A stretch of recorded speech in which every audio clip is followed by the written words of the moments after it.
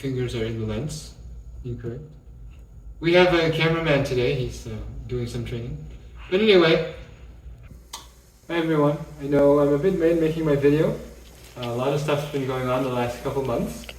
First of all, I think the last time I had spoken about how we were going to do the Rituximab, and I gave the wrong date. There were some issues with insurance, and it got cancelled last minute, got delayed. So I started my Rituximab the first week of June, and my doctor wanted me to do 4 doses, 1 week between doses.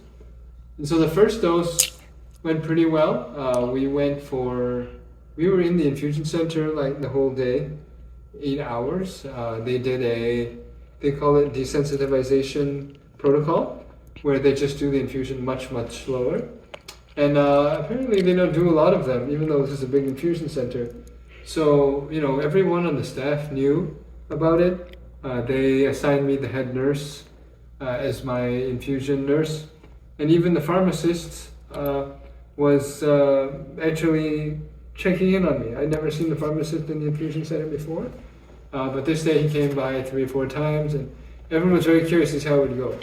It went really well. I had a little bit of redness around my eyes and on my nose. At the end of the first bag, there were 3 bags.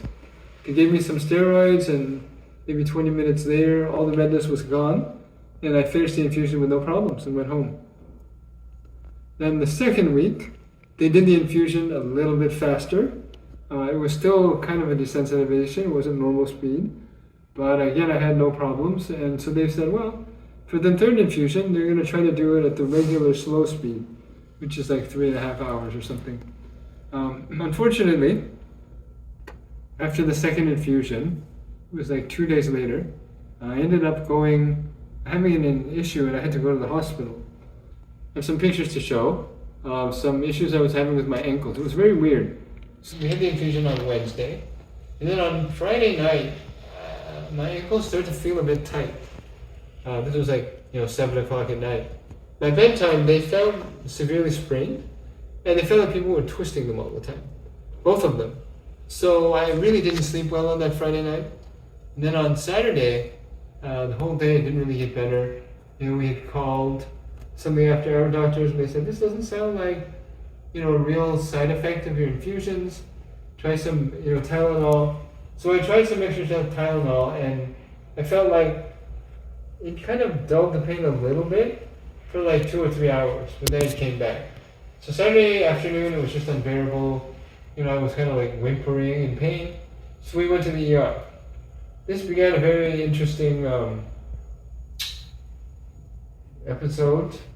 It was the day before Father's Day, Saturday, so we missed church on Father's Day, which was unfortunate. We went to the ER. They looked at me, said, you're in a lot of pain. And they thought, well, maybe you have gout. Because, I don't know, that's just what they thought I had. Fingers are in the lens. Incorrect. We have a cameraman today. He's doing some training. But anyway, they said, maybe you have gout. So they were going to give me the gout medication, which was some painkillers and some steroids. And then they noticed that, after they gave them to me, they noticed that there was like rashes on my ankles, and we have photos of those too. And they were not very swollen, but they were, mushy spots of slight swelling. And it was still like horribly painful. So after the steroids and the painkillers, I felt kind of like I did after the Tylenol. It was slightly lessened, and I could kind of, if I didn't move, it maybe didn't hurt. But then they said, well, you kind of maybe have a fever now. They were going to discharge me. They said, well, now you look like you might have a fever. Maybe you have some kind of bacterial infection. So then, and they also said, well, gout doesn't come with redness. Fingers in the lens again. So they said, well, maybe you have a bacterial infection. So then they had to take blood cultures, and then they give me massive antibiotics. And they said, well, now you can't leave. So we had to stay in the hospital. So we were in the hospital for a few days. This video is going to be too long if I talk about everything in there. But eventually they decided that I had aspiration pneumonia, which didn't really match my symptoms. I wasn't coughing when I went in. I had been coughing. But anyway, then they put me on antibiotics for 2 weeks. So that gave me not very good digestive system. I had a lot of troubles for a couple of weeks, and I didn't like it. But even though I didn't think I had pneumonia, I ended up taking all the antibiotics because I got from the doctors. And so we left the hospital on Tuesday night, went home, passed out. Wednesday was the next infusion. We asked the doctors, is it okay? When I went to the doctors on Tuesday, and my ankle pain actually all disappeared by Sunday afternoon. And it only hurt if I kind of really pushed on it.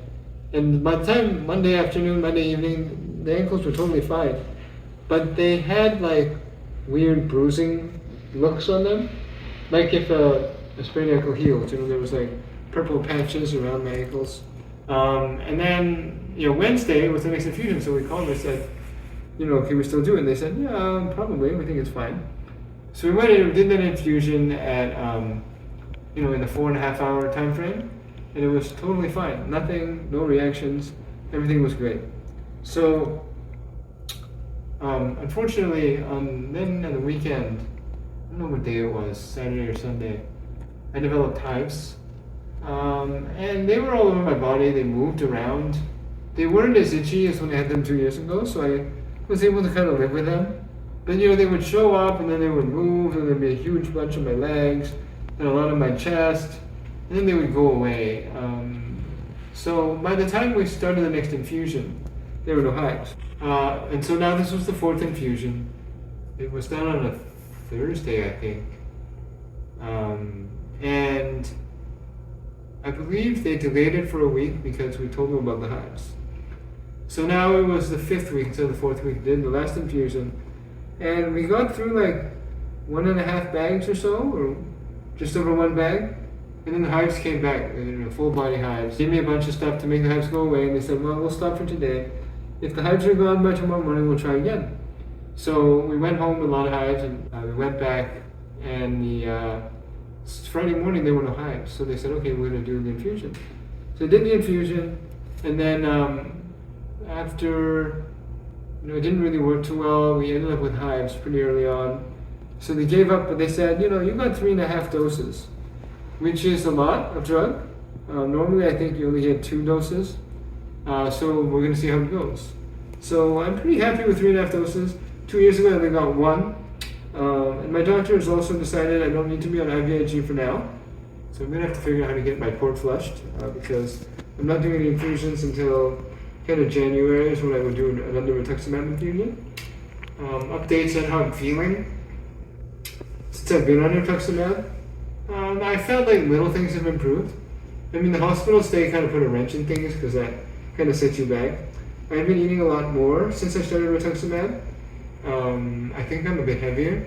I think Stacy notices it sometimes when she tries to lift me. When it comes to locking the brakes on my wheelchair, I had noticed that, recently, April, May, it had become harder. Sometimes the left lock is, depending on the orientation of the wheel, sometimes it's harder than other times to lock. And when it's hard to lock, I was, in the 20%, 1 in 5 times maybe, I would find it was too hard for me to lock, and I would feel unstable doing it. And I would ask Stacy or one of the kids to do it. But in the last month and a half now, I think it's only happened to me once or twice. So I feel like that is something where almost impossible has become kind of difficult. Also, I was having difficulty sometimes drinking the Boost in the morning. So we drink Boost or Ensure as a nutritional supplement and some extra calories. And, picking it up to drink it, even though I use 2 arms, it was getting hard, and I was starting to use straws sometimes. I haven't had to use straws at home in the last month for that as well. And multiple people have remarked that it seems like I speak more loudly. So, these little things are good. Hopefully they continue, and little things can add up to big things. But that's where we are right now. Summer's almost over. Kids will be back to school soon. Thank you, my cameraman. Seems like they're distracting people in the background. But this video is probably too long already. We'll make another video when I have more updates. I feel like my quads are growing, but I don't really know. It's just they look bigger to me. But hopefully that translates to some noticeable strength improvements in the near future. So thanks everyone for watching. I'm sure I forgot some things, but yeah, bye bye for now, and we'll see you all again next time.